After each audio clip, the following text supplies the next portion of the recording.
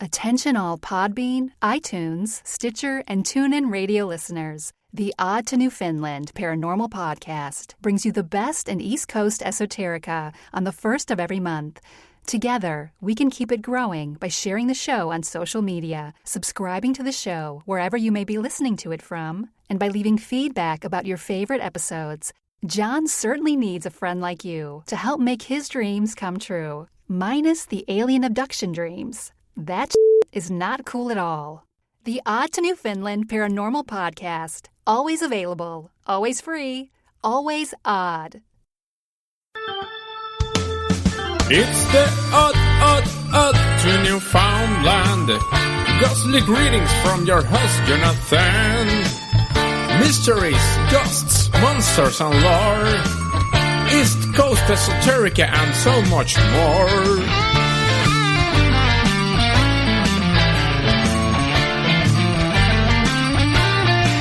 If it's odd to your friend, it's on the Odd to Newfoundland.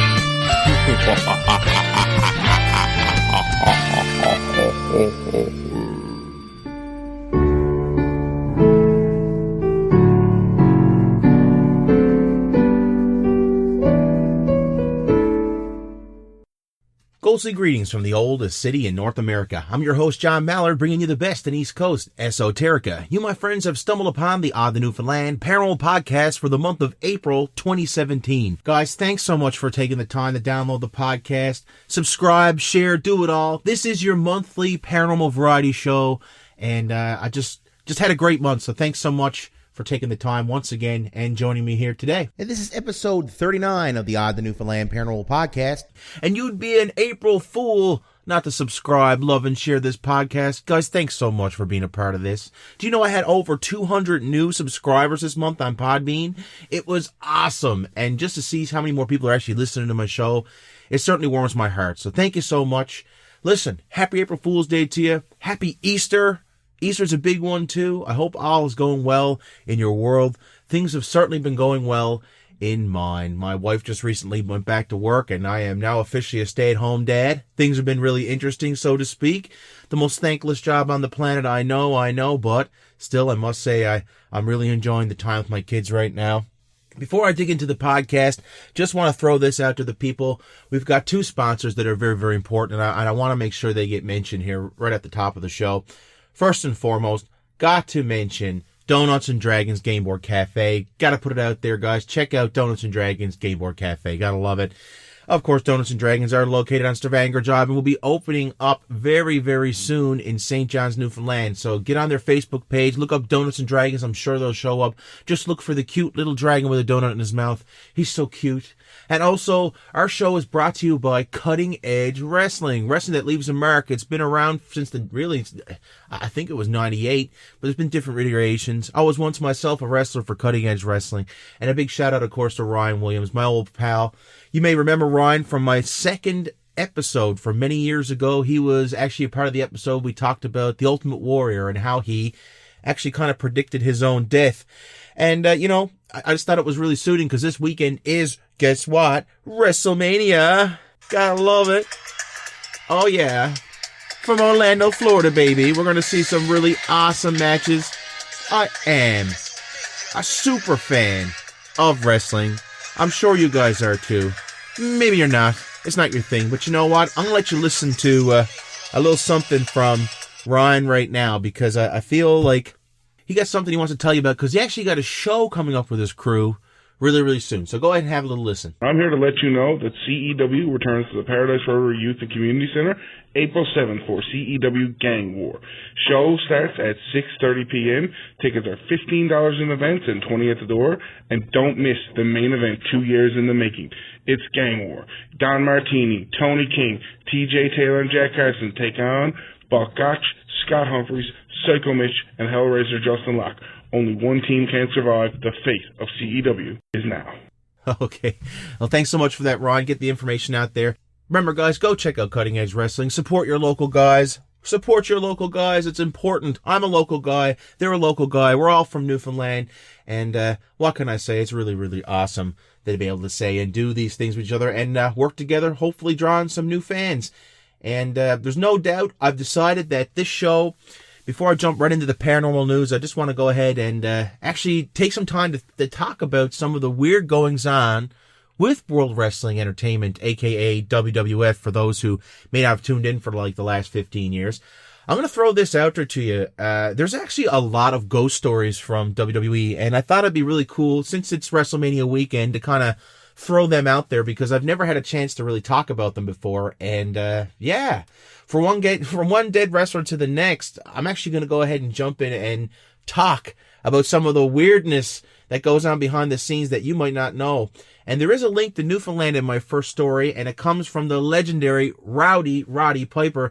And this one, of course, comes from Wrestling Inc. So I'm going to go ahead and give PW Insider their props here and read the article just for you guys. WWE Hall of Famer Roddy Piper recalled his ghostly encounter with a deceased WWE wrestler during the Biography Channel's Saturday night airing of Celebrity Ghost Stories. Roddy summarized his early days in professional wrestling industry as a 22-year-old kid with no family. He met another 22-year-old kid named Adrian Adonis, and they became best friends.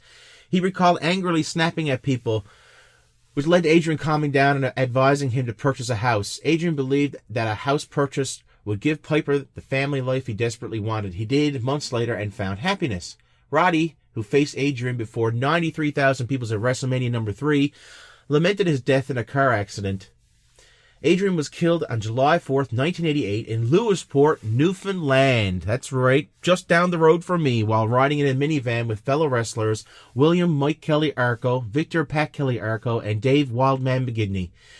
Adonis, McGigney, and Pat Kelly were killed when the driver, Mike Kelly, allegedly swerved in order to avoid hitting a moose and actually blinded by the sun, inadvertently drove into a lake. Mike Kelly survived, albeit with severe leg injuries, so he never got away unscathed.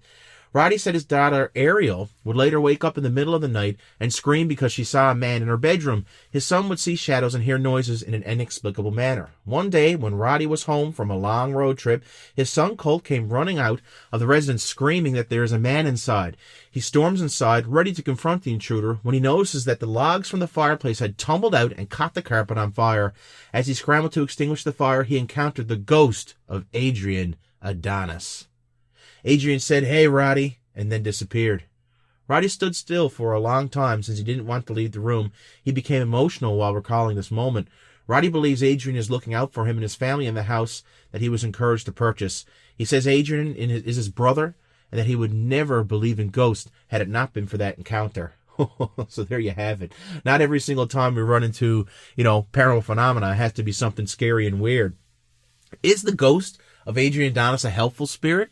Well, I'll tell you this much. Him and Roddy are partying right now. Yes, unfortunately, we did lose Roddy Piper. Just seems like only yesterday, but it was a while ago that Roddy Piper did pass away. So they're both in heaven now and hopefully looking out for each other in there. Okay. Did you guys know that there's also ghosts around the tragic death of Owen Hart? Yeah, this is actually a really interesting one, too. So I'm going to go ahead and read this one, especially if you're anywhere near the Kemper Arena.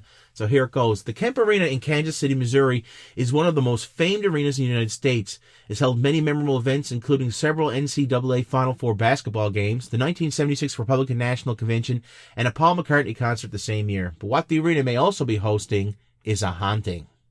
The Kemper Arena was built within 18 months between the years of 1973 and 74. It was the first major project of German architect Helmut John, who became an important figure in his field at the time. It was built to play host to the city's professional basketball and hockey teams. It continued to host a multitude of sporting events, including hockey, basketball, football, indoor soccer, and paintball. It also hosts professional wrestling venues, mainly for the WWE, which is where the ghost story for the Kemper Arena apparently comes from. On May 23rd, 1999, Owen Hart, brother of WWE Hall of Famer Bret Hart, died at a WWE pay-per-view, then known as the WWF, event when he fell from the rafters attempting a wrestling gimmick. He was supposed to be lowered into the arena on a cable when the release mechanism had somehow been triggered, having him fall nearly 80 feet to the ring ropes and then into the ring. While he did not die immediately from the fall, he was pronounced dead upon arrival at the hospital. In the years since his death, there have been multiple reports of sightings of the ghost of Owen Hart. Employees have claimed to have been seen him in the rafters wearing the costume he was wearing for his gimmick, as well as the cable before he began the descent. There have even also been reports of flickering lights and other power sources that seem to go on and off in some areas of the arena. Owen Hart's death was an absolute tragedy for the wrestling world. For someone to lie about seeing the ghost of a person like Owen Hart would take a lot of nerve. However, not be the first time someone has. If he is haunting the Kemp Arena, it would make sense for him to be in the rafters, constantly reliving the events that led to his unfortunate demise. Man, I remember it like it was yesterday. I'll never forget it. Back when Owen Hart died, wrestling was just starting to peak. It was crazy popular. And, man, oh man, I can remember going to just outside my high school at the time. Actually, I was in junior high when it happened. And I just seen the guys who were wrestling fans, and everyone is just crying. And I'm like, what's going on, guys? What happened? They were like, did you get the pay-per-view last night? And I said, no. And they said, Owen Hart's dead. And I was like, oh my God, that's so terrible. And the one thing about the story that kind of piques my interest is the idea that, a lot of hauntings usually happen around tragic events. I can't think of anything more tragic than the death of the Blue Blazer himself. Let me tell you, it was a horrible thing. And my heart always goes out to Bret Hart in particular, who's still in the business today, although his brother lost his life to it. And, if I was a ghost and I wanted to hang out, I'd probably want to hide and hang out around the place where I passed away to still entertain the people. It makes me wonder, is it a residual haunting that they're seeing, The idea that energy gets trapped in a place. But anyhow, I digress. Because you know what? He's not the only ghost that's been seen. In fact, one might have even been captured on camera. And I'm telling you, I've seen this picture. And it is right up there, man. Some of the coolest paranormal pictures I've ever seen. And in my opinion, I think it really is Macho Man Randy Savage. It looks a lot like one of his flashy costumes. But anyhow, I'll just go ahead and read the article it comes from. It's only short. But yeah, there's actually a ghost of Macho Man Randy Savage. Maybe there's something here following the announcement that wrestling legend Macho Man Randy Savage is going into the Hall of Fame. Of course, this is a few years back. Maybe the planets, particularly Jupiter and Saturn, have aligned. Maybe it's madness manifesting itself in spirit form, but the ghost of the Macho Man is now allegedly haunting a Florida wrestling promotion. And one of the people who wrote in about this actually wrote down, I was at a local wrestling event in Live Oak, Florida. And I was taking pictures. I posted one to Facebook, and a few hours later, people were saying that it looked like a ghostly figure of the Macho Man himself, Randy Savage, was in the photo. And you won't have to go very far online, guys, to see this for yourself. It's out there. It's strange. There's no doubt about it. It is weird. And if you see the picture, I'm telling you, it looks like Macho Man with his headband on and his big old cape, and he used to wear really flamboyant costumes. It's pretty hard not to, it's very hard to mistake the Macho Man from other characters, which is one of the reasons why I think he stood out just so much back in the day. And, yeah, I just got to bring that up. You guys got to look it up. Ghostly picture or picture of the Macho Man, Randy Savage in ghost form. Whatever it is, you got to look it up. Check this out. It is friggin' weird. All right, guys. I'll leave it alone. Happy Wrestlemania weekend to everybody. I hope you guys enjoyed if you are a fan. And if you aren't, I hope you at least got a little genuinely creeped out from the 3 weird stories about the ghost of Adrian Adonis, Owen Hart, and the late Macho Man Randy Savage. Now it's time for us to get back to the regular old paranormal news. And, of course, I will say it one more time. This show is brought to you by Donuts and Dragons Game Board Cafe and Cutting Edge Wrestling. Wrestling that leaves a mark. Guys, some weird stuff happened this month. It's true. And I got to talk to you about a little town called Onaway in Alberta, because they have literally got their own version of the Ghostbusters 2 movie. It happened. Canadian Town's water supply has turned pink. Residents of Onaway, Alberta were alarmed to discover that their tap water was running bright pink. The peculiar problem began on Monday night when the water supply to around 1,000 homes in the Canadian town of Onaway turned a bright fuchsia color. The issue was later tracked to a stuck valve at a nearby water treatment plant, which had resulted in excessive amounts of potassium permanganate ending up in the town's water supply. This, of course, in turn turns it a brightly shade of pink, and it looks just like the ooze from the Power Rangers movie, the original Power Rangers movie. And we'll talk more about Power Rangers in a few minutes. While it is alarming to see pink water coming from your taps, potassium permanganate is used in normal treatment processes to help remove iron and manganese, and residents were never at risk, said Mayor Dale Krasnow, who was keen to reassure residents that the water was safe to drink. Images and videos of the strange pink water have since gone viral on social media. Well, I suppose that they did. I guess it would. If my water was pink, I mean, I don't know. I just really hope someone from the Breast Cancer Foundation, takes advantage of this and, maybe make some money off this. Raise some funds for charity. How weird is that? Pink water, right? Well, let me tell you, there are weirder things out there, and there's definitely been a lot weirder things that are no longer around. And what I mean by that is that back in the day, did you know the Earth was once covered in giant mushrooms? Far out, man. This is going to be a trip. Back when the tallest trees were only a few feet high, huge towers of fungus grew in excess of 8 meters. The terrestrial landscape was very, very different 400 million years ago. So much so, in fact, that rather than plants and trees, this prehistoric era was dominated by prototaxites, tall, spire-like structures that scientists have been struggling to understand since their discovery back in 1859. These days, it is generally believed that these peculiar spires were actually giant mushrooms. A 6-meter fungus would be odd enough in the modern world, but at least we are used to trees quite a bit bigger, said geophysicist C. Kevin Boyce of the University of Chicago in Illinois. Plants at that time were a few feet tall, invertebrate animals were small, and there were no terrestrial invertebrates. This fossil would have been all more striking in such a diminutive landscape. So there you go, gigantic mushroom towers. I just keep thinking of just going back, totally tripping out, enjoying all these mushrooms. Yeah, I know what you're going to say. Not every mushroom is deadly. But I tell you who are deadly. The Power Rangers. Are you guys going to go see the reboot? Yeah, I don't know, man. I don't know. I haven't heard any much good about it or bad, so that worries me. But I'm going to say this, just because there's a new movie out doesn't mean that past Power Rangers still aren't popular in media. Yeah. You guys may have heard this, but I got some bad news. One of our Power Ranger friends from Power Ranger Super Samurai fame has actually pleaded guilty to voluntary manslaughter. The peculiar court case, which has coincidentally taken place just in time for the release of the franchise's movie reboot, certainly adds new meaning to the phrase Go-Go Power Rangers, because it's going to be Go-Go Power Ranger to jail. The incident in question, which actually happened 2 years ago, saw the 38-year-old kill his roommate, Josh Sutter, with a double-edged sword following an argument over his girlfriend. That, my friend, would be Ricardo Medina Jr. from Power Rangers Super Samurai. It's so bad to hear him go in jail. The initial charge of first-degree murder was ultimately reduced to voluntary manslaughter. I think it's a good resolution for both parties, said Medina's attorney, Stanley Friedman. Having first appeared as the Red Line Wild Force Ranger in Power Rangers Wild Force series, Medina later returned in Power Rangers Super Samurai as well. In total, he has appeared in 64 episodes of the franchise, but now he's going to jail because he killed his roommate with a sword. God, just horrible. You know what? If Zordon was here, he'd probably put him on the right track. Oh, man. I can remember Power Rangers back when I was a kid.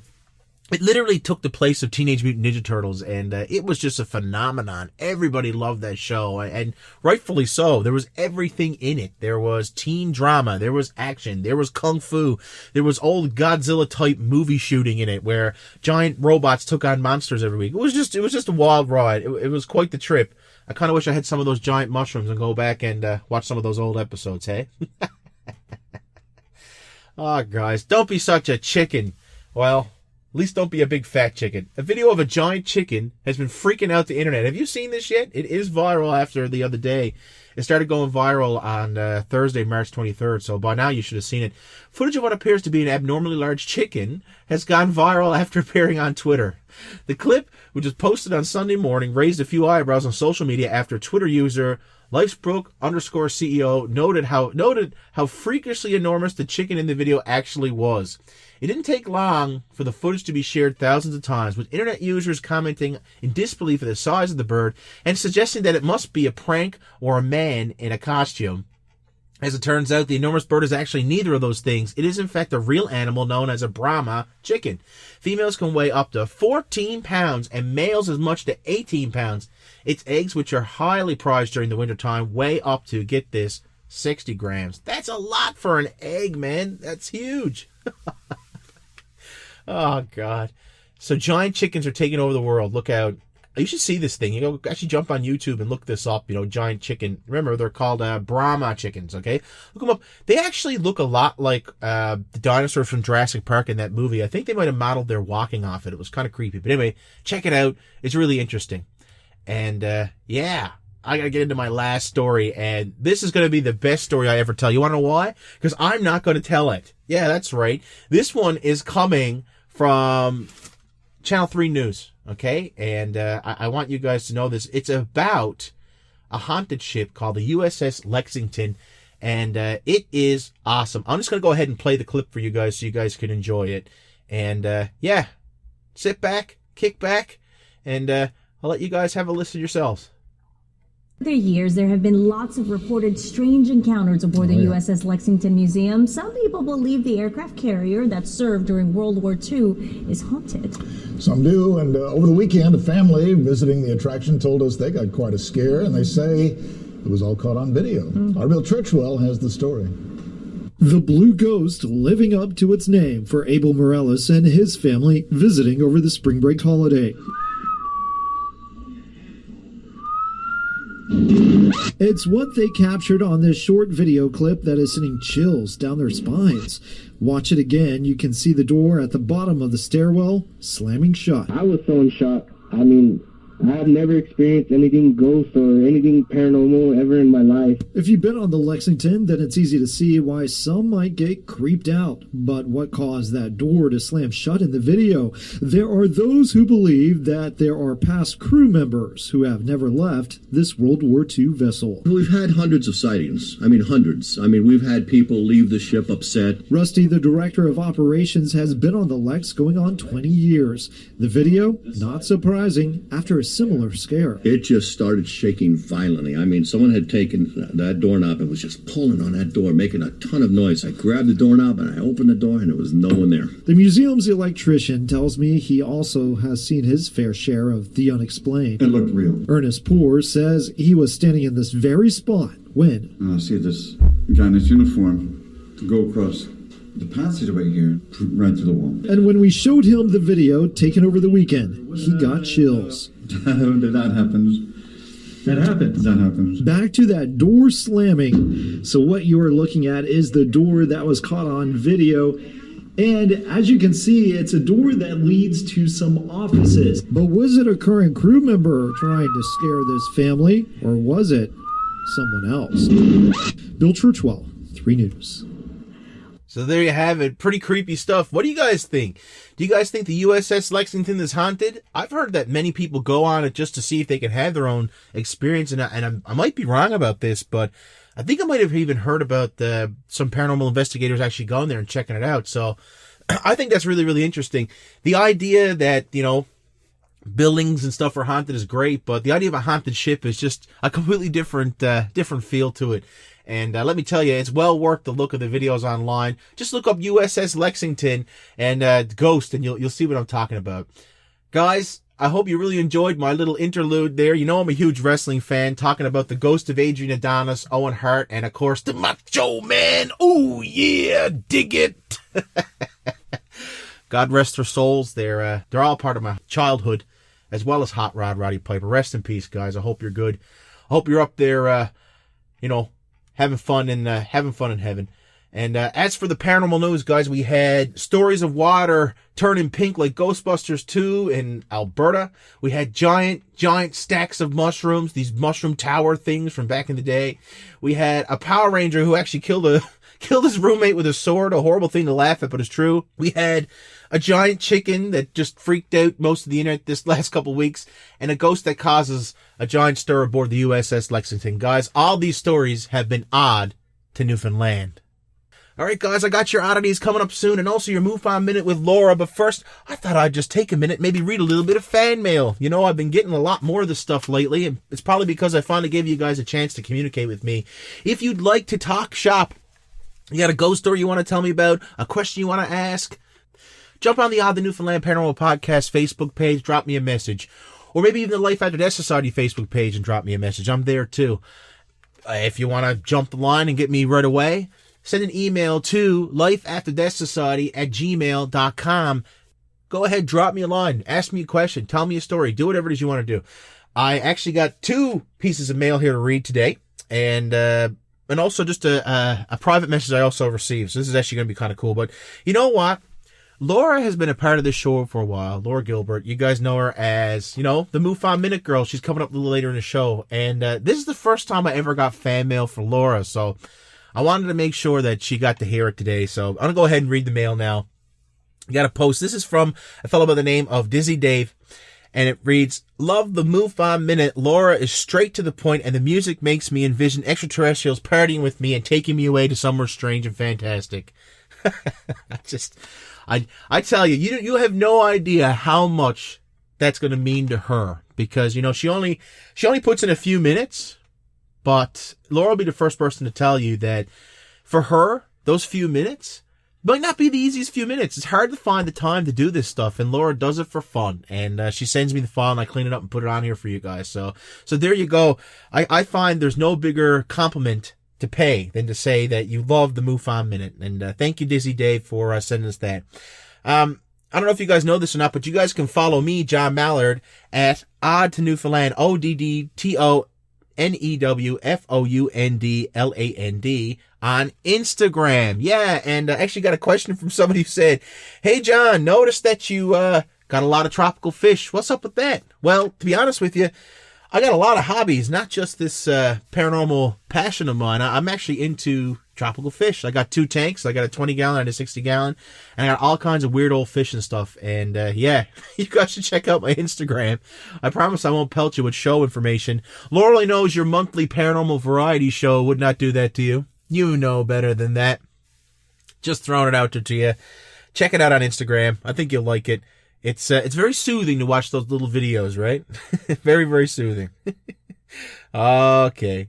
I'm going to read a ghost story. I actually got a ghost story on my Life at the Death Society Facebook page, and I asked her if it was okay if I shared, and she said, "Oh yeah, because this is about a McGhost. There's a ghost apparently haunting Topsail Road McDonald's here in Newfoundland." So I'm going to throw this at you.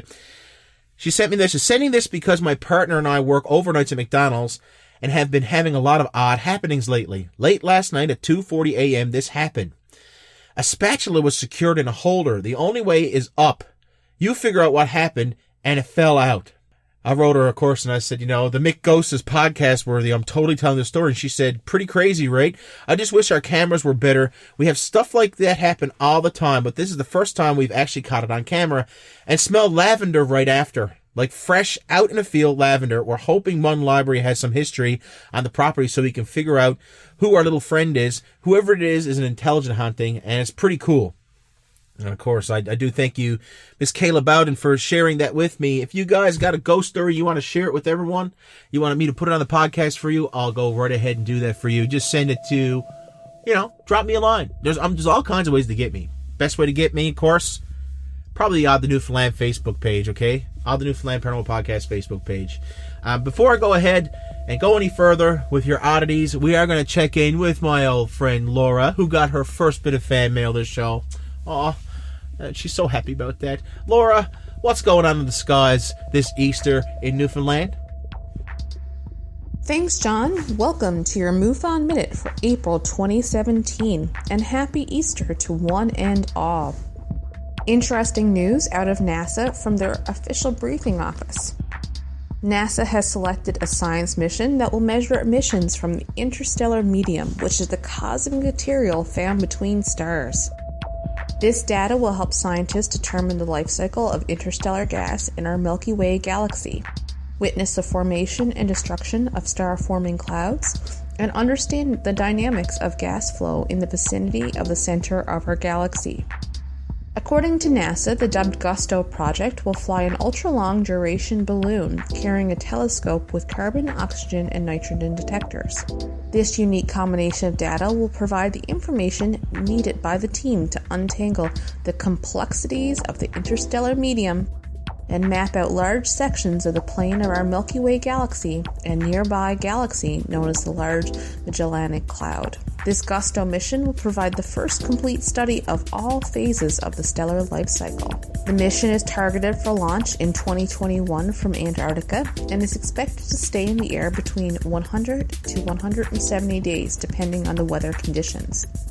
It will cost approximately $40 million, and that includes the balloon launch funding and the cost of post-launch operations and data analysis. I know I am super excited to see what these findings will be. Also, it will be exciting to see this object fall back to Earth and all the related UFO sightings that come with that. Next, I am truly excited to share an amazing story from OpenMinds.tv, written by Roger Marsh. This is a very rare type of experience, and a Canadian one at that. MUFON case 82075 originates in 1991, when a Bathurst, New Brunswick witness reported a round, white ball, fist-sized object entering her living room at a window and making a clacking noise. We were sitting in my living room in Bathurst one evening with my 3 teens and preteen daughter watching TV, the witness stated. Something that seemed mechanical, a small, round, white ball, fist-sized with black eyes or a lens, moved the old plastic vertical blinds we had in those days. Made a clacking noise that both he and I heard. First on the left of the window, then directly in front of where William and I were sitting on the couch, moving the hard plastic slats twice at the front picture window, slipping into the room, and seemed to take a picture of us. We heard a clicking noise, and it seemed to have eyes or a lens that opened and closed. Both William and I saw it come through the closed window and close window shade slats, and move the blind, but the kids did not see it or hear it. He and I immediately turned to each other with huge eyes and said, "Did you see that?" But the kids laughed at us, as all 4 of them were just watching TV on the floor. The 2 of them jumped up and asked the kids again what they had seen, but they just laughed at them. He and I went to see if the window was open, and neither of the 2 side windows, maybe sliders in the bottom, don't remember, were open. There was nothing outside, and the blinds hardly moved when this object seemed to come through them to take a look at us. The 2 of them went out the front door next to the window and still did not see anything to give them a clue as to what happened. Canadian MUFON field investigator Paul Bedard closed this case as unknown. Very interesting. Remember, as you hunt for Easter eggs, don't forget to keep your eyes on the skies.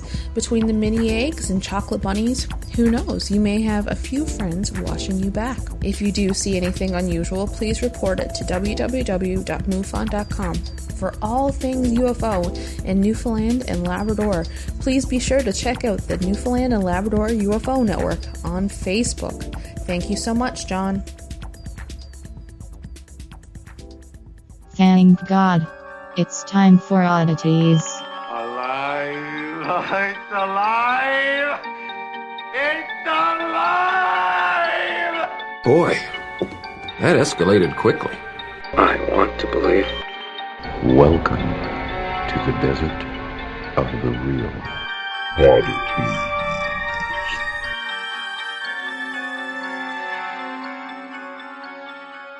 Oddities, 10 strange but very true facts about a very odd world. Fact number 1, did you know that men are 6 times more likely to be struck by lightning than women? Well, yeah, it's probably karma. In 2000, did you know that Pope John Paul II was named an honorary Harlem Globetrotter? Yeah. Wow. So, like, can he dunk? Like, can you... One thing I've learned in this life is if you play on the Lord's team, you're always going to win. Did you know the number of words posted on Twitter each day would fill a 10 million page book? A 10 million page book. Twitter is just, that's so much. Isn't that crazy? Did you know frozen lobsters can come back to life when thawed? Wow, that's really interesting. Did you know Africa's population will more than double to 2.3 billion people by 2050? Whew. That's so many bodies, man. So many bodies. Did you know fortune cookies are actually an American invention? Charles Chung created them in 1918, and they are not Chinese in the least. Oh, it's kind of interesting. Did you know that Donald Duck comics were banned from Finland because he doesn't wear pants? Donald Duck, you nasty, nasty customer. Did you know that French was the official language of England for over 600 years? I did not know that. French was the official language of England for over 600 years. That's so crazy. That's so crazy. Did you know a flea can jump 350 times its body length, the equivalent of a human jumping the length of a football field? Who's that jumping out the sky? And our last oddity. Did you know actor Tommy Lee Jones and former Vice President Al Gore were freshman roommates at Harvard? They were buddies. Small world. It's a small, odd world. Guys, I'm going to be right back with a guest you're going to love. Heather Criswell, when help comes from the other side, is coming right up on the Odd the Newfoundland Paranormal Podcast. Don't you dare go away. The following podcast is brought to you by Newfie EVP, Talking with the Dead in Newfoundland. Jump on Amazon.ca today and get your free sample of the best-selling ebook in Unexplained Mysteries. And welcome back to the Odd the Newfoundland Paranormal Podcast. Is there an afterlife? Is there a pearly gates? Or is there nothing at all? You know, it's a question that we've all racked our minds with for many, many millennia. One thing I will say to people is that in my heart of hearts, I do believe there is something. But I just don't know what it is. But what if I told you there are those of us who are lucky enough to go there? There are those of us who are lucky enough to have contact with our loved ones who've crossed over. Tonight, we're going to talk to somebody who knows a little something about that. You know, I think one of the biggest questions we can ask ourselves is what happens to us when we die? And I believe that my guest tonight is going to be just a wonderful example of somebody who might be able to shed light on that, one of life's just greatest mysteries, what happens to us when we die. Is there an afterlife? Tonight, I have Heather Criswell, author, joining us tonight. Heather, how are you doing? Great. Thank you so much for having me on your podcast. I so appreciate it. I'm so excited to be here. Thank you. I'm so excited to finally get you into a paranormal podcast because I know you're all about the other thing that's just crazy and makes absolutely no sense, which is parenthood. Yes. Two separate ends of the spectrum, yet so much alike in so many ways. Okay, Heather, you've got a great story to tell. And, you know, there are some guests who I have to prod with questions, 25 different ones usually. With you, I'm not even going to bother. Heather, tell us your story. Well, thank you so much. And, you know, as you were speaking, I was literally laughing inside because I came from a family that my father was, there's absolutely nothing after life. You are dirt, worm food. The lights are out, party's over. And I had a mother that was very spiritual of there is this afterlife and there's so much more than meets the eye. So it was a really powerful experience growing up in that space. And over time, I have experienced a lot of death and loss in my family. I actually lost every single member of my family, both parents, both sets of grandparents, dogs, and even 5 of our own babies we miscarried through. So we've had a lot of loss in our life, and that was in about a 12-year span. So I am an only child. My dad was an only child. His dad was an only child. So there really isn't a lot of family, quote unquote, for me on this planet. And it left me literally just wanting to leave because I felt like an orphan. And over time, I've done everything I possibly can to really nurture myself through that experience. But you know, my mom died when she was 52, my dad when he was 61. So they were really young as well. And growing up, I had a lot of experiences as a child, experiencing the afterlife, signs. I would tell like the ghost stories, right? We would have a slumber party back in the day. I might be dating myself here, but I would be the one that would tell everybody the ghost story. And it would be something to the effect of when my grandfather, his brother died, he came and visited us. And when my grandfather died, he raised his hands up to the air and hugged himself, and he was completely paralyzed from multiple strokes. So there was no physical reason why he could lift his arms like that and embrace himself and smile, where he hadn't done that in 18 months. So my experience has been around this kind of paranormal, if you will, or getting signs of, you know, as simple as a radio, a song coming on, or a penny on the ground. And so over time, I've just lived with this, but after experiencing so much death and grief and loss, I was just literally broken. And I did my best to muster my way through life, but it just didn't work. And I was fortunate enough to go through an experience with a women's retreat. And we did what's called breath work, where it's actually centering back into the body. And I had this experience where every single family member, my mom, my dad, and both sets of grandparents actually came into my experience, circled me. Each one sat like one on each side of the shoulder, each hand, and each foot. And they literally told me the story of why I was here on this planet, and that they came here to literally serve me so that I could share this message with the world. And I thought, well, that's pretty egotistical. Like, you just came here for me. All 6 of you came here for me. And they said, you don't understand. This is like a blink of the eye on this planet. It's no big deal.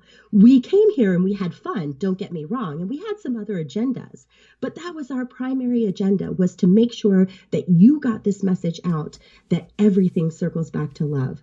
And so when it looked like my mom left me and died and left me, that it circled back to love, to really own that self-worth and self-esteem for myself on this planet. When my grandfather was really abusive to me, as far as, saying I was fat or, I was worthless, nobody would ever love me, that he was actually serving me as a purpose so that I could really get strong in who I was, and even know that even a family member that's supposed to love me, quote unquote, the way that a family member does, when they don't, can you love yourself in that space?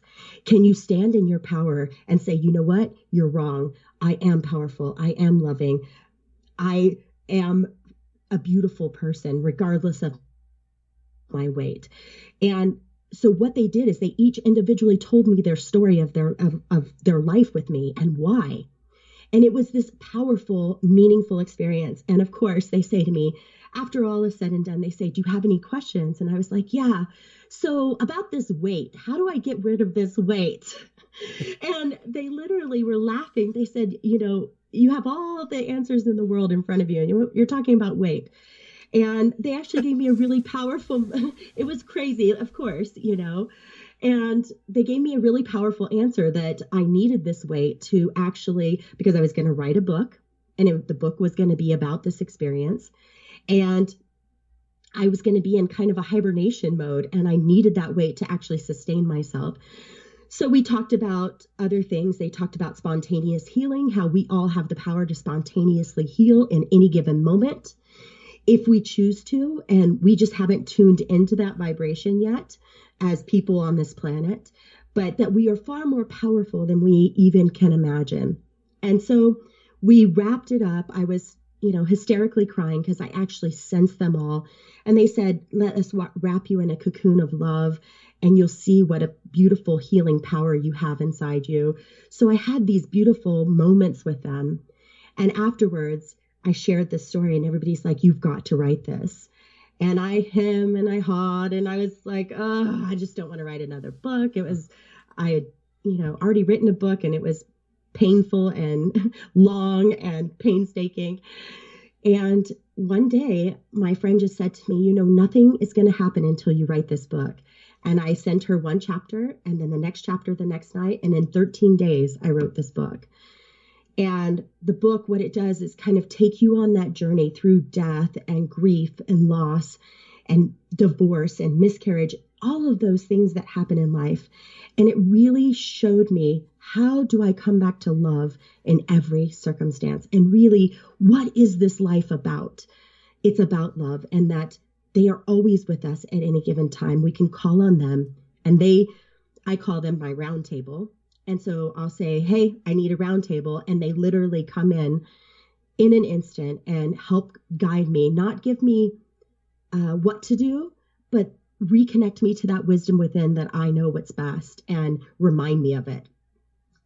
So that's been the experience through this journey and ending up into this book that really gave me the power to see that the veil is very thin. If we can just take a moment and really look around, the veil's really thin. And for me in particular, my parents communicate with me through license plates. So I'll see personalized license plates that say, last night was one that said, turn to God. And so every day I literally see a license plate. One was, oh, wow. And it was just a really great day. And I was like, oh, this is just such a great day. And it said, oh, wow, So they're always with us. And it can be in music. It can be in license plates. It can be a penny on the ground, a feather. It's really tuning into how can we connect with you and really have that moment together. Very interesting.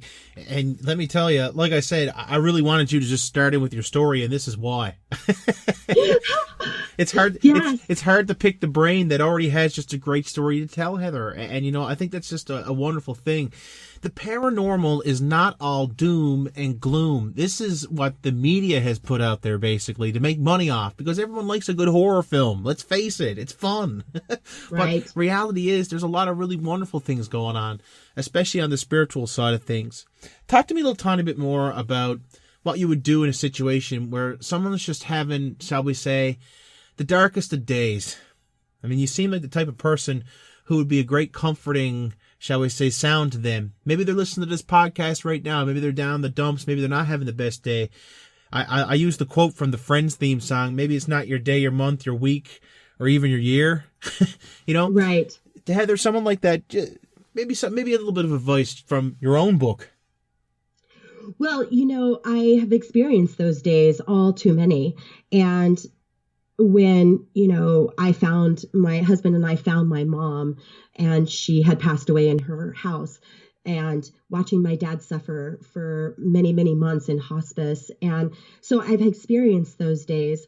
And what I can say in that space is that what I do best is focus on what it is that I am experiencing in the moment, and how can I find the jewel in the mud in this, because it is mud. There's just no getting around it, right? When my mom died, there was nobody that could comfort me out of that space. What I could see is that when she passed away, her cat was circling her, and the coroner had come in, and of course they came in to make sure that there was no foul play and all of that kind of stuff, as you do when you call 911, right? And the cat was circling her, and the police officer came down and he said, God, that cat's a devil cat. He goes, she won't let us near your mom. And I started laughing because I called that cat the devil cat. And I even had a little sculpture made of her as a devil, because she was just the most awful cat to everybody on God's creation except my mother. Oh, man, I hate to interrupt you, but I have a devil cat too. Oh, they're just the worst. Tigger hates me. She hates me. I make the joke, it's my wife's cat, not mine. And they do. And she, I think my mom gave me that gift in that moment to know that she was there, right? Here's the deal, right? A lot of people say you're reading too much into this. You are making this stuff up. And you know what the truth is who cares? If it feels good to me and I feel like I'm connected to my mother, and it comforts me in that space, in that darkest, deepest moment where I am breathing, trying to resuscitate her, and she is completely gone, and literally as I was breathing into her, it was like this shell and it was the air went straight through her body. And I realized in that moment, these are just vessels for us to house the spirit of love. And when we can honor that she's not really gone, she's still here, she's still with us. And I believe that for me, she was comforting me. She came to me in dreams often. She would give me little signs. For the longest time, we got mail addressed to my mother to our personal home address, which there was no reason for that. And for almost 10 years, we moved 4 times in that, and the mail kept coming. And those specific pieces of mail were from Sacred Heart Catholic Charities. And I happened to go to Sacred Heart Catholic school, which my grandfather built, her father. So it was just these really crazy people say, well, that's just a coincidence. Is it really? Is it? And even if you want to believe that, It comforted me. So my advice to your audience and for everybody really is find what feels good to you and stick with it. And sometimes I quietly ask, just give me a sign. Please, just let me know that you're here. Something easy, effortless, that I know that you're here. And you'd be surprised. The light flickers. A song comes on that is meaningful and matters. A penny's on the ground. Somebody says something, you run in. I ran into my mom's best friend at the grocery store, and I hadn't seen him in 15 years since she passed away. Random. Is it random, or is she just there saying, I'm still with you. I'm still with you? Because we're never alone. We're never alone on this journey. Even though I felt like an orphan, I often feel like an orphan. I'm not alone. And I think that that's part of the journey where we sit and we have a pity party for ourselves. Nobody cares about me. I'm all alone on this planet. I don't matter. I don't have value. I don't have purpose. That's when we call in those angels, spirits, guides, whatever label you want to put on it. We call them in and we say, can you help us? Can you help me see something different here? And it, for me, shows up in the funniest little ways. I had something that I purchased, and it had one of those inspection stickers in it for the people that inspect it. And it was Al. My dad was Al. And it was an inspection sticker that said Al. And again, is it coincidence? You know what? It made me feel better in that moment. It made me realize that my dad was with me in spirit in that moment, saying, it's okay, sweetheart. Even though we're not here physically, we are here with you spiritually at any given moment, at any given time. In an instant. Tell me a little tiny bit about the process of your first, I hate to go back in time again because it's just such a wonderful story, but sometimes you got to go back to that first chapter. Tell me a little tiny bit about the process that you went through to have that communication. You mentioned you were doing a type of breathing meditation. What exactly was that, Heather? Because I'm telling you right now, I'm just about ready to try that right now.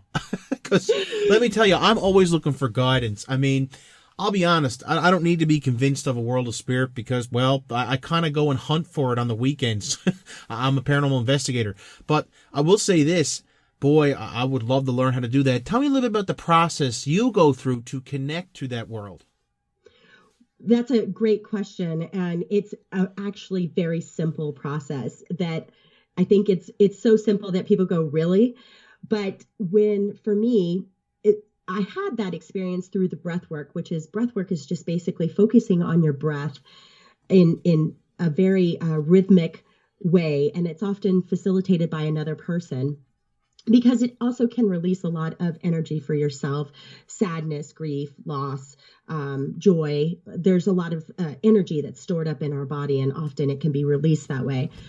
But it's a rhythmic breath that you're just taking and you're focusing in on your breath. And so you can do this on your own.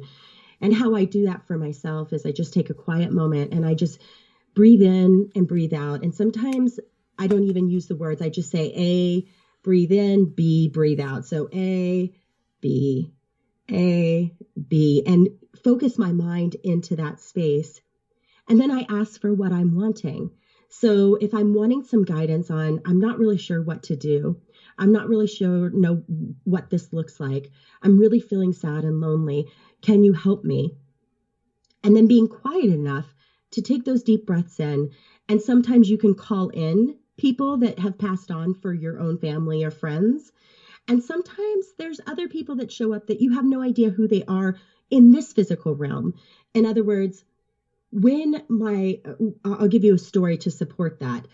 My mom, we were walking in the park and she's like, everything's kind of getting blurry. And it just so happened that night, my husband was with me and he didn't come with us very often.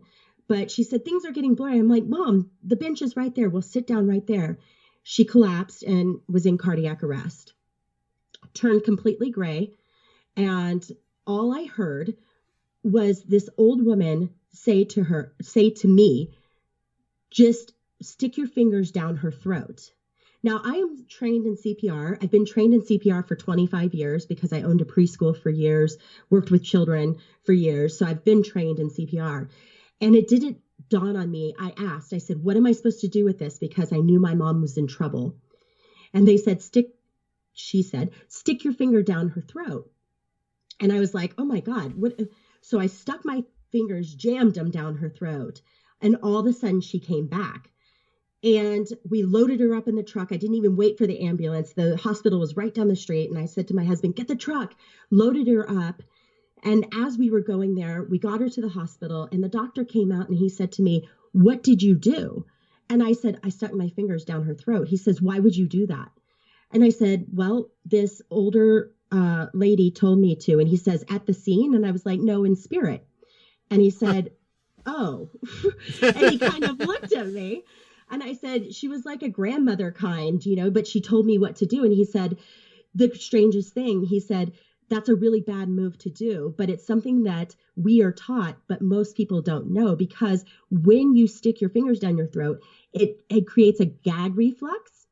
And so it jumpstarts the heart. It's like a defibrillator, a natural defibrillator. Huh. But the curious part of it is he said to me, the problem why we don't teach this is because it has the potential they have the potential to bite your fingers off because the jaw can clench down. And it's, of course, masseter is one of the strongest muscles in the mouth or in the body. And he said, so we don't instruct people to do that. So I'm very curious of why you chose to do that. And I said, well, I'm trained in CPR, but that's what they told me to do. So I did it. Wow. And later on down the road, my mom said to me, I said, do you remember anything? And she said, I remember going down. And she said, I heard my grandmother and I saw her walk up next to me and say, it's going to be okay. And I hadn't told her about sticking my fingers down her throat. She was unconscious. So she had no idea what my experience was. I had no idea what her experience was. But once we met them together, there was something very powerful happening. And it leads to the point of we all have the choice of when we want to be on this planet or not. And they said that very clearly.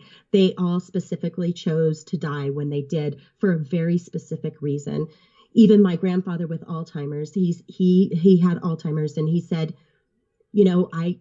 I got that disease because I wanted to forget what a jerk I had been my entire life. He said, I wanted to leave this planet in a good space. And we were all grateful he had Alzheimer's because he was actually a really nice guy with it. He was a totally different person. So we were grateful for the disease because other than it deteriorating him, he was actually a super nice guy.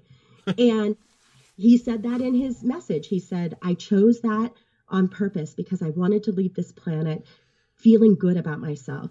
And so it really shifted the paradigm for me in the sense of, do we choose when to die? Can we choose when to die? Do we choose our diseases? Do we choose our ailments? And why do we do that?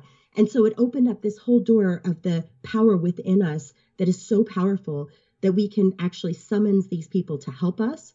And also the power we have within, that we have the power to choose where we're going on this planet. Now, again, this is not for everybody in the doctrine that we are all often subscribing to of, God chooses when you die. That's his choice, not yours. And they kind of rocked the boat on that and said, nope, that's not how it works. So it's food for thought. And I believe it because I've experienced it. And yet, back to your point of how do we connect in with that? We sit quietly, we embrace them, we welcome them, and we listen. And that's something that's really challenging for a lot of people because we want to talk, me included. But, we take that moment and we listen in and really hone in on what are you saying? And again, it may not show up in as quiet meditation. Sometimes they show up in my dreams. They show up in my dreams and literally tell me the story in my dreams. So it can be a lot of different ways for different people. And if you're open to the experience, just show me the easiest way to connect with you. Maybe it's through dreams, meditation, signs, songs, whatever. But just ask and you'll be surprised. You'll hear an answer and trust that answer. It's trust that wisdom within, that we all have that inner knowing that, and when it doesn't feel good, it's off too, right? Because there's the potential for that too, is if it doesn't feel good, trust your own gut with the feeling. And because sometimes other spirits come in and try and crash the party too. So Tell me about it. 5 years in the field investigating the paranormal, and I've never had one speak to me through my head, so to speak. But I've had the ability to capture them on recorders and whatnot. What's your thought on that? The whole ghost hunting thing. How do you relate to that? Well, I think that often I believe in it, and I don't know that ghost is the word that resonates with me.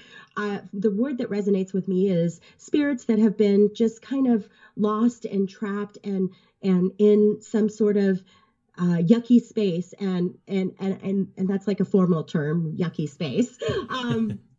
But that they're kind of in a limbo, if you will, and I think that even though my dad said he didn't believe in anything, I think in his heart of hearts, and my dad had this beautiful day of we called the Enlightenment, where he literally had this experience where he was wrapped in a cocoon. He called it a cocoon of love, and he said he was transported to a place, and this is right before he died. He was transported to a place that was bigger than love. He says there's no word that describes it. It's love amplified millions of times. And he said the only word that you can understand is love. And he said, I really understood what all of this was about. And so he had that experience before he left, because I believe that he would have a hard time transitioning. And he would also call me and say, Dad's standing right next to me, his father. What do I do? And I said, ask him why he's there. Ask him what he's doing. And I think that they were just guiding my dad through that space of transition, because I think my dad could have been so scared, so lost, that he kind of trapped themselves on this physical plane, if that makes sense, because they're so scared and so lost and don't know. And if you don't have those people helping you through that transition, I think it's a scary thing for a lot of people. And my dad had me, which I helped him through the transition. He had his father from the other side guiding him over, saying, it's okay, I'm here. And then he had this experience of the cocoon of love, right? Mm-hmm. And even the night before my dad passed away, he called me, or I called him, and I just knew I had to intuitively talk to him. And he said, I'm not going to be able to talk to you anymore. I said, okay, Dad, whatever. He was in and out, delirious at times. And he says, I'm not going to be able to talk to you anymore. I'm going like astronauts do. And I said, on a mission? And he said, yeah, I'm going on a mission. And he says, I'm not going to be able to talk to you anymore on the phone. He says, but I love you and I'll always be with you, but I'm not going to be able to see you anymore. And I said, okay, Dad, okay. Well, I love you. Have a great mission. I'll see you tomorrow. And see you next time. And the next day he passed away. Wow. And I think that he was given that gift of, I'm going on a mission. And I think that, to your point of ghost or spirits, I think they are so scared and so lost that they didn't have anybody help them. And my belief is, if you die being so scared and so lost, you have the potential to stay in that realm until you figure out another way. And so people like you, people like that help people cross over, I've had a lot of healers in my life that have come into a room that sense that this energy, this presence, this spirit doesn't know what to do. And they've guided him back to the light, and then they clear out. So I think it's just a kind of limbo, if you will, when they're kind of trapped here and don't know that there's so much more, or don't believe that there's so much more than meets the eye. So Heather, do you think it's possible for anybody, no matter what walk of life they're from, no matter where they're to, whether they're a very happy type A personality like yourself, or maybe a type Z, miserable as you can be type person, do you think they all have the ability to cross the veil like you do? I do. And that circles back to my whole company is Wise Inside, that we all have this wisdom within. I don't think that it's exclusive. I don't think there are special people on the planet. I think there are people that have tuned into it more and are more open and free to experience it. I think it's incredibly prevalent in our children. If you notice that with kids, they're more open to the other side. My son will have experiences where he says, Mommy, so-and-so came and played with me today in my room, or he even said the other day, my husband took him to Panda Express, which is, a Chinese, fast food Chinese, which I hate. And he said, Grandpa Al and I come here all the time. We come here all the time. He's never met his Grandpa Al. His Grandpa Al died, 3 years before he was born, 2 years before he was born. And we adopted our son as well. So, he's never met his grandfather. He doesn't. And he says, Grandpa Al and I come here all the time. He sits there. I sit there. Grandpa Al lives down the street from us sometimes. Sometimes he lives in our house. Sometimes we go here. Sometimes we go there. So it's really interesting. I think kids in particular are much more tuned in because that veil is much thinner versus us as adults that we've had many, many years of layering that veil, if you will. Many, many, many people have come across your path. An entrepreneur, a business lady, owned 3 businesses at the same time. My God, the time management skills. Heather alone would be a great podcast to have. I know this is going to sound crazy, but a half hour is up. And it's crazy. I know, it's crazy. But you know what? That's what happens when you talk about something you love. Is there one message out there for people you'd like to, if there's one thing you can tell people right now about your experiences, just one thing, just sum it up. What is it? Well, the one thing is that our journey through this life, all of the suffering we experience, all the sadness we feel, and all the sickness that we endure, it all leads back to love. And when we can step back and really experience that from a space of love for ourselves, our children and family and each other, when we can see it as the grandfather that was abusive to me actually served me. How are you serving me in this moment? How did it serve me that my mom died at 52 years old? Because you know why? I had to fly on my own. I had to spread this message on my own. And she couldn't be here on this planet at the same time with that. So seeing the jewel in the mud, seeing the love that's there, that's the biggest takeaway from all of this, that everything circles back to love. And when you're in any circumstance, can you sit there and say, how does this circle back to love? And if you can't see it, then you ask them. You ask the spirits, you ask your guides, your loved ones. How does this circle back to love? How is this serving me? And how can I share that with the world? Heather Criswell, ladies and gentlemen, a beautiful message from a beautiful person. Check out her book, Wise Talk from the Other Side. You can get it online. Check it out. And also visit wiseinside.com for more information. Heather, thank you so very much for being on my podcast. Thank you so much for the opportunity. I so appreciate it. You're a part of the paranormal now. I'll talk to you again someday, I hope. Yes. Well, the time to say goodbye is upon us. But don't worry, you can keep track of the Odd Newfoundland Paranormal Podcast very easily. It's available on Stitcher, iTunes, Podbean, and TuneIn Radio. Just look for the Odd Newfoundland Paranormal Podcast banner. Of course, if you'd like to keep up to date, you can always check out the Odd Newfoundland Paranormal Podcast Facebook page, drop a like, and every single time a new show goes up, you'll be notified. You can also follow me, John Mallard, on Twitter, at ODDTONFLD. That's Odd to Newfoundland. Get your latest news on the podcast as well as the ever-popular Parajoke of the Day. From the oldest city in North America, I bid you adieu from the Odd to Newfoundland Paranormal Podcast.